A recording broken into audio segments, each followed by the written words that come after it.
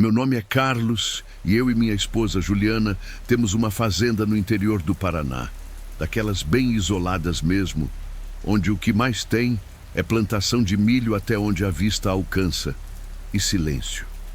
Muito silêncio. Isso aconteceu em agosto de 2018, numa noite meio chuvosa, aquele tipo de garoa fina que não faz barulho, mas deixa tudo úmido e estranho. Sabe, eu e a Juliana crescemos nesse tipo de vida. A gente não conhece outra realidade. Acordar cedo, cuidar da terra, dos animais, viver longe de tudo e de todos. Aqui, quando eu digo longe, é longe de verdade. Nossos vizinhos mais próximos são o seu Jorge e o seu Cláudio, junto com a sua esposa. Cada um mora a quase 1 quilômetro de distância, em lados opostos da estrada de terra. E como não tem praticamente nada por perto, é normal a gente acabar ficando próximo, virando amigo mesmo. A gente costuma se visitar com frequência, fazer alguns churrascos, tomar uma cerveja, jogar conversa fora. É o tipo de coisa que quebra um pouco o isolamento. Naquela noite, que parecia completamente normal, o seu Jorge e a esposa dele tinham ido lá em casa. A gente ficou bebendo vinho e jogando jogo de tabuleiro na mesa da cozinha, rindo alto, aquele clima leve, sem preocupação nenhuma. Para falar a verdade, a gente acabou bebendo mais do que devia. Todo mundo ali já estava meio alterado. Sabe quando o corpo começa a ficar pesado e a mente meio lenta? Pois é, eles foram embora por volta das 11 da noite, o que nem era problema, porque da nossa casa até a deles é literalmente uma estrada reta, coisa de menos de 1 minuto de carro. Depois que eles saíram, eu e a minha mulher continuamos na sala, assistindo um filme que a gente gosta bastante, dividindo uma garrafa de vinho, já naquele clima de quem está quase apagando ali mesmo no sofá. A chuva continuava fraca lá fora, e o som dela misturado com o silêncio da fazenda dava uma sensação meio estranha, difícil de explicar. A gente já estava praticamente decidido a dormir ali mesmo, abraçado, quando, do nada, alguém bateu na porta da frente. Na hora, aquilo foi estranho. Ainda me lembro no que eu pensei. Que porra é essa? Quem caralho está aqui essa hora? Até porque aqui ninguém aparece assim do nada. Ainda mais naquele horário. Nunca aconteceu isso antes. E junto com as batidas, parecia que tinha alguém falando alguma coisa do lado de fora, mas abafado, como se estivesse tentando não fazer muito barulho. Eu peguei o controle e abaixei o volume da TV. E ficamos em silêncio, olhando um para o outro, tentando entender o que estava acontecendo. Uns 20 segundos depois, as batidas vieram de novo, mais firmes dessa vez. E aí deu para ouvir melhor, uma voz, baixa, meio tremida, dizendo: "A gente precisa de ajuda." Na hora, eu já fui me levantar para ir até a porta, meio no automático, mas a Juliana segurou meu braço com força. Eu olhei para ela e ela só fez um gesto negativo com a cabeça, claramente assustada. Eu cheguei a cochichar que só ia perguntar quem era, mas ela respondeu que era melhor nem mostrar que a gente estava em casa. Só que, sendo bem sincero, quem estava lá fora provavelmente já sabia. Mesmo assim, eu fui até a porta, sem abrir. Só fiquei ali, do outro lado, e perguntei: "Quem é?" A pessoa respondeu na hora, meio aliviada: "Graças a Deus. Você pode abrir? A gente está perdido." Aquilo me deu uma sensação estranha na hora. Então eu perguntei: "A gente?" A voz respondeu então: "Eu e minha esposa." Eu fiquei em silêncio por um segundo, pensando, e então falei: "Sua esposa está aí com você? Pede para ela falar alguma coisa." E aí veio um silêncio longo demais, estranho demais.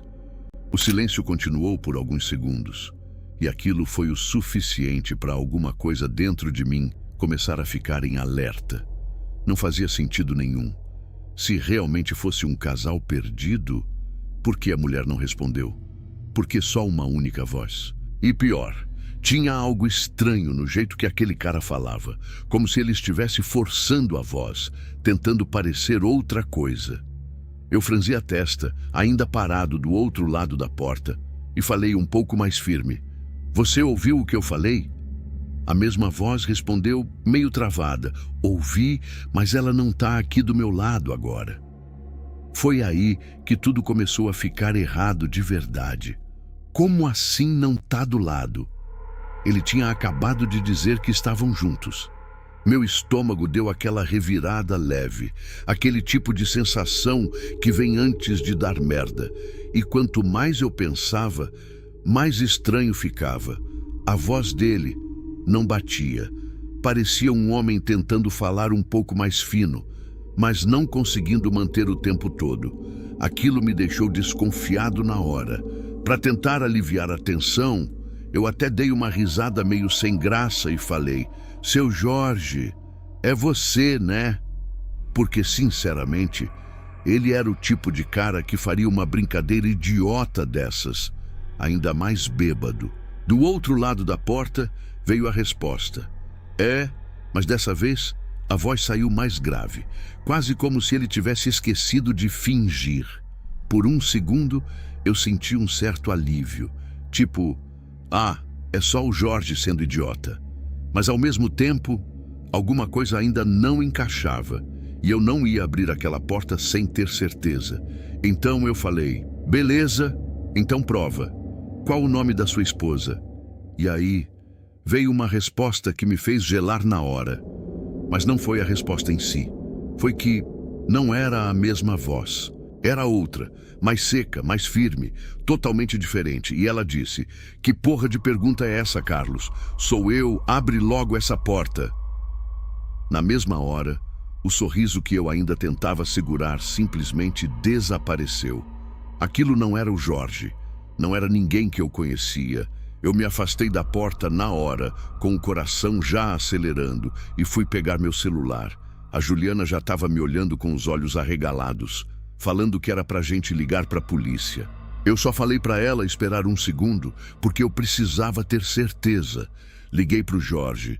O telefone chamou umas 3 vezes, até que ele atendeu, com voz normal, sonolento, nada de brincadeira, nada de zoeira. O negócio é sério. Você tá aqui na frente da minha casa agora? E ele respondeu na hora: não, por quê?